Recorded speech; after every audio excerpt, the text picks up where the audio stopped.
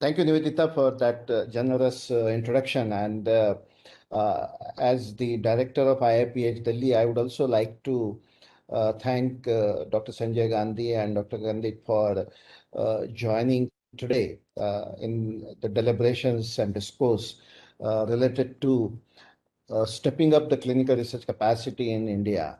And it is really critical and important as a nation that we deliberate on and, in fact, advance the discourse in the context of understanding the dynamics of clinical research capacity building in India and its need and how do we take this forward. And the recent pandemic, the COVID-19, has really re-emphasized the need for capacity in the country for undertaking clinical research. And therefore, what I would do is that because Nivedita has very clearly spelled out two important issues and requested to deliberate on that, but I will also take the advantage because this is the opening session of this particular webinar. And I'm aware that the several of participants who have joined today are some of them may not have a detailed understanding of what research is all about and what clinical research is there. So directly talking and answering those questions, I thought that it would be useful that I take you through some basic and fundamental clarifications and understanding of what clinical research is all about, and then take you through those two important questions that have been posed to me. So let's first understand what research is all about. And because clinical research is a research. And at the outset, I would like to say that, initial days, if you talk about 30 years or 40 years back, uh, generally, when we used to talk about the professions for career, like become a doctor or become a lawyer, or you can become a manager or a nursing professional or a teacher, or you can become a pilot or join armed forces. So they're very, focused, and we know that those kind of professions were available. Last 30, 40 years, I would say that the very new professions have come into place. If you read the McKinsey's report, which was released in 2017 on the 21st century labor market dynamics, it clearly outlines thousands of professions which never existed, in fact. Clinical research is one of the areas which evolved in last 30, 40 years, but now in this century, in last 10 years or so, has become so important and relevant in answering so many questions that there's a tremendous opportunity for seeking career and pursuing career in this particular clinical research area. But before that, let me tell you what research is all about.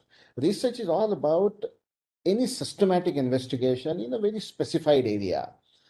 It could be like, for example, medicine, or it could be health, like health sector.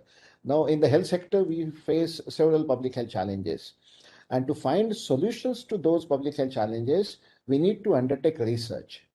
Similarly, like suppose now this new disease has come now. COVID-19 is a new disease, and if we wanted to see what kind of treatment might work against this particular virus or not.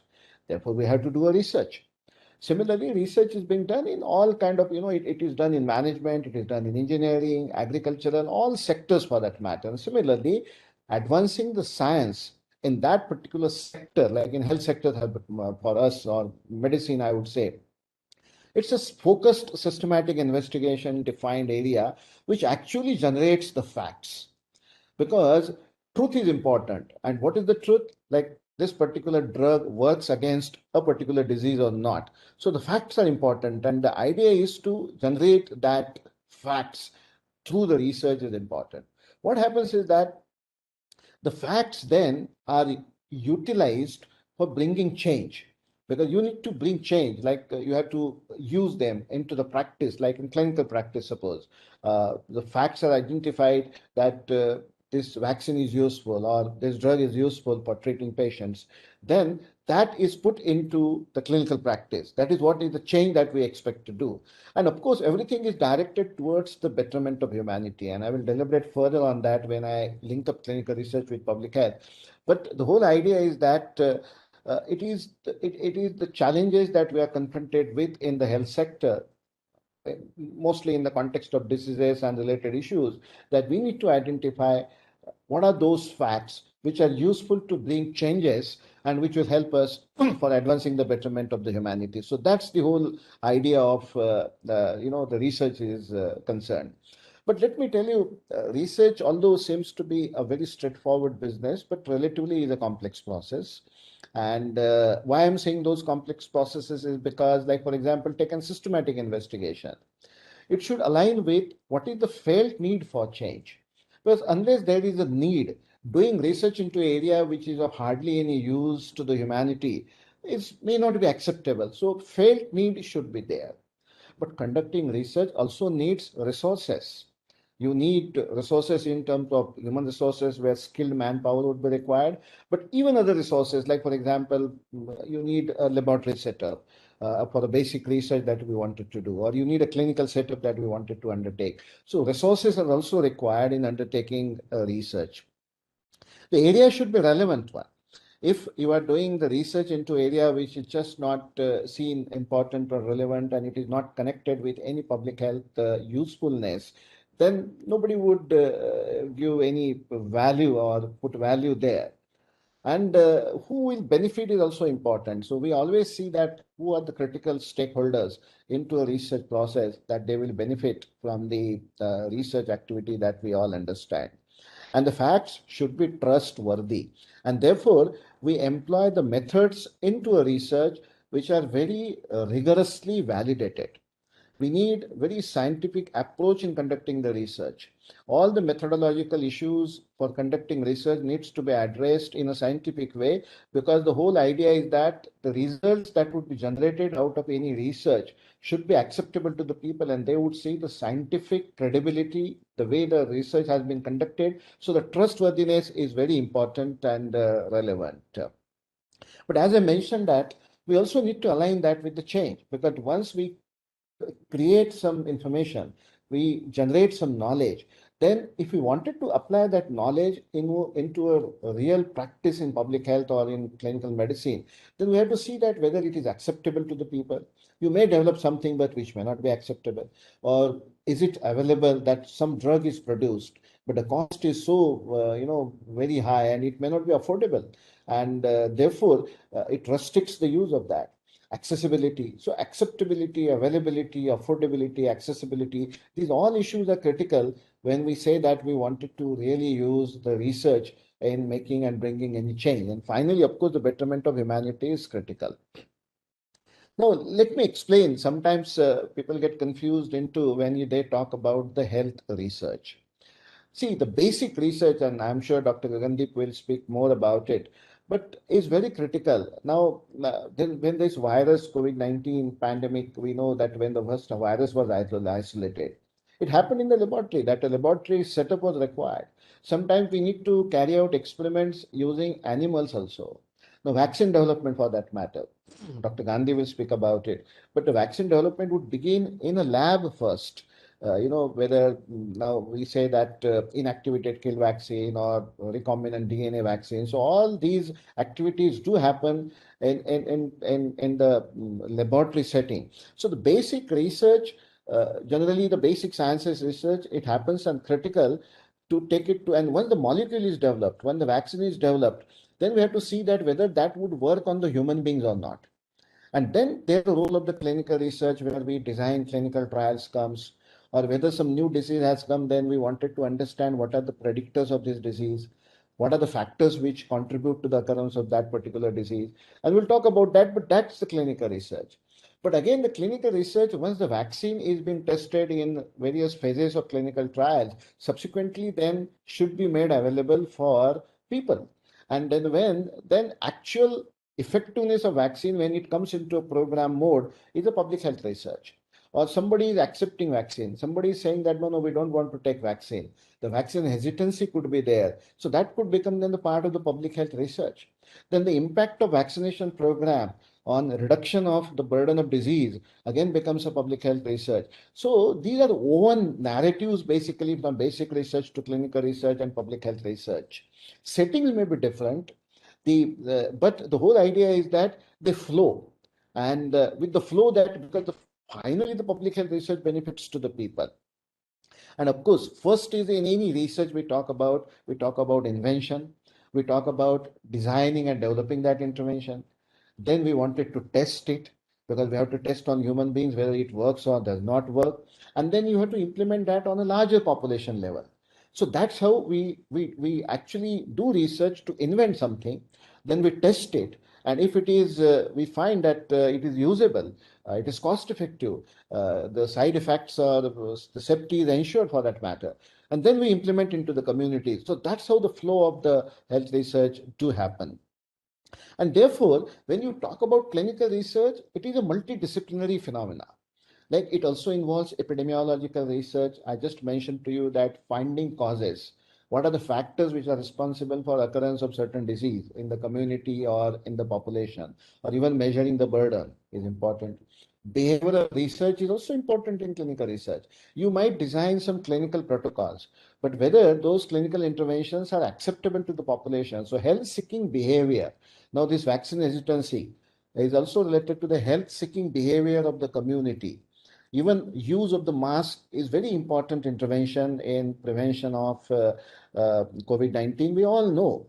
But despite everybody knows that wearing mask is important, certain group of people or certain individuals that do not wear mask. Despite the fact we know that you should not visit crowded places, you should not be, exposed to the virus in the community, and so there are interventions, but certain people take these interventions very casually and lightly. It relates to their behavior, why somebody is serious and why somebody is not serious. Then comes the clinical trial where we actually test the molecules in the clinical setting and see that how these phase one, phase two clinical trials are conducted, and we test these therapies basically with two intentions. One is that are they safe for the human beings? Because this is done in a small sample size to see that the safety is there. And along with the safety, then the another important issue is that it should be effective. It should be like suppose the vaccine should be effective or the drug molecule should be effective against that disease. And then comes the cost effectiveness also. Cost is important because whatever we develop, because we work in a resource limited setting, so the costs are important. And then finally, once everything is done, we have to see that how do we translate the research that we have been doing for the benefits of the communities and take it to the larger level. Therefore, it has a multidisciplinary approach. It is a multidisciplinary field, clinical research. So don't think that clinical research means only clinical trials. Don't think that clinical research means only studying, conducting epidemiological studies in hospital setting.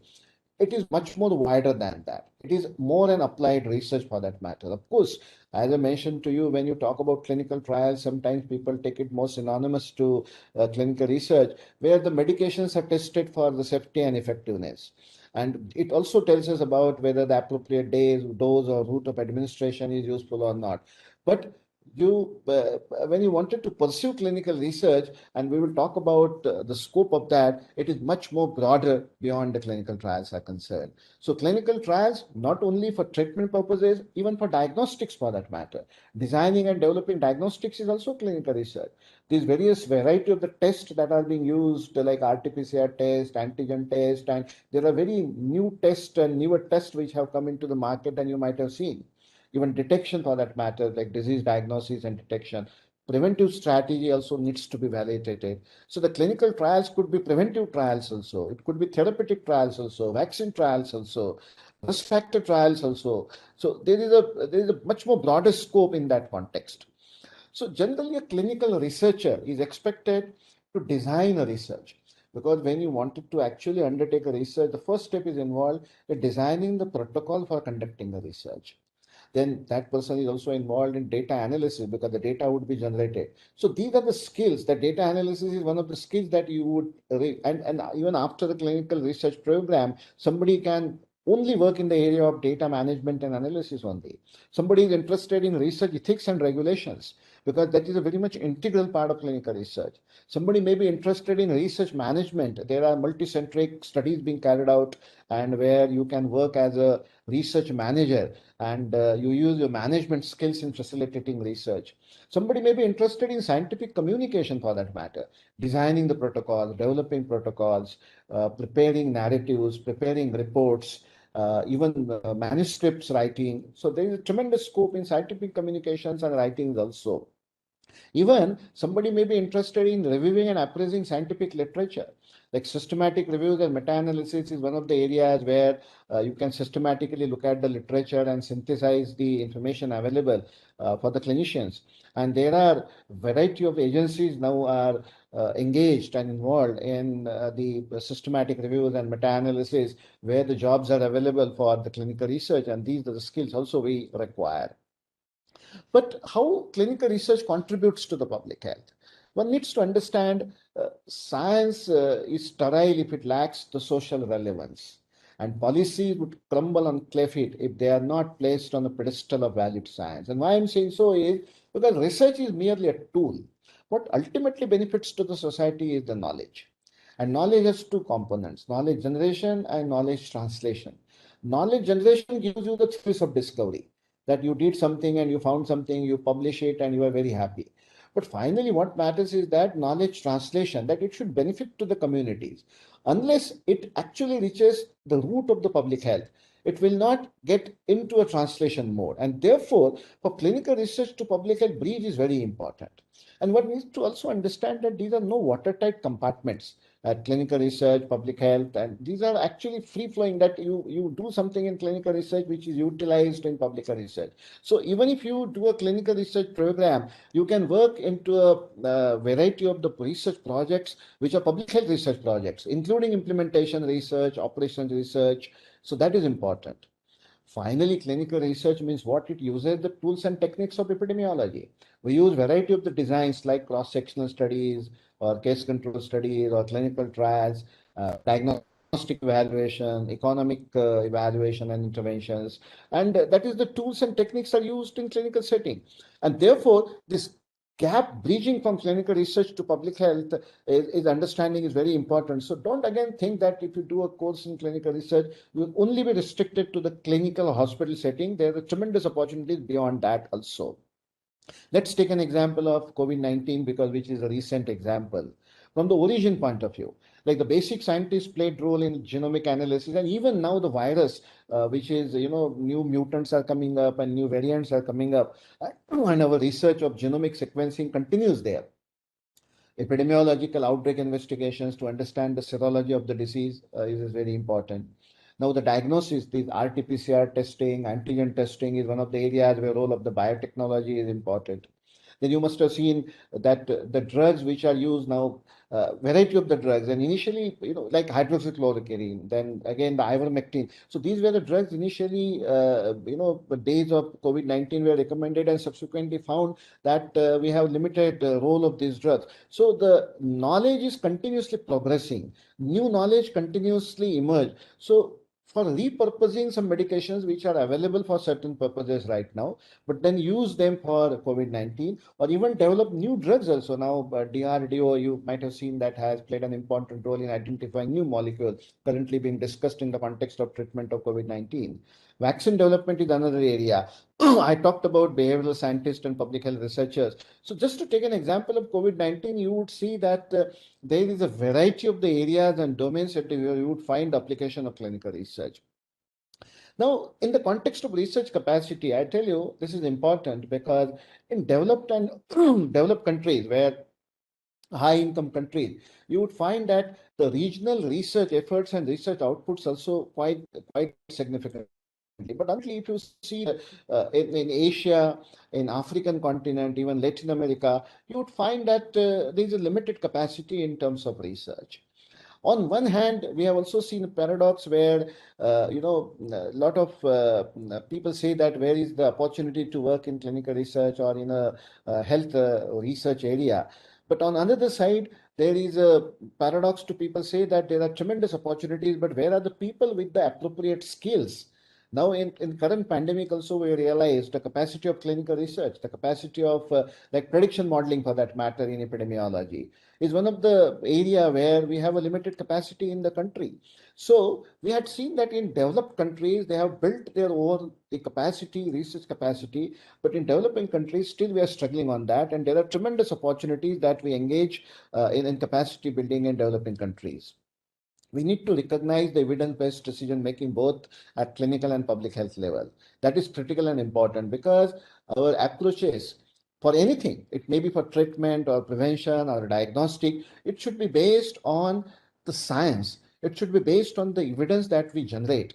So our decision making should be evidence based, and for that we need research. We need people to undertake research. We also need people to work in multidisciplinary medical research units because research cannot be done in isolation.